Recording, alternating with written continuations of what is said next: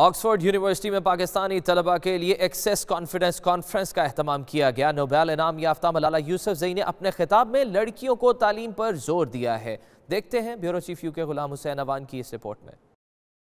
Oxford university में Pakistani students society की जानिब से कॉन्फ्रेंस का एहतमाम किया गया, जिससे नोबेल इनाम याफ्ता मलाला यूसुफजई ने भी खिताब किया। उनका कहना था कि इस वक्त दुनिया में 13 करोड़ से जायद लड़कियां स्कूल नहीं जाती, जिन्हें मायारी तालीम देने की अशद जरूरत है। And having this opportunity not just to talk about girls in Swat Valley or girls in Pakistan, now I can talk about girls globally, and there are more than 130 million girls right now who do not have access to education, and they deserve safe and quality education. So you all are lucky that you have this opportunity, that you are studying in amazing schools, and now you also can have access to great institutions like Oxford. And so I'm going to talk about my own personal experience of how I applied to Oxford, and just encourage you a bit in the end that you should also try your best to go for the best universities and the best opportunities that you think you can get.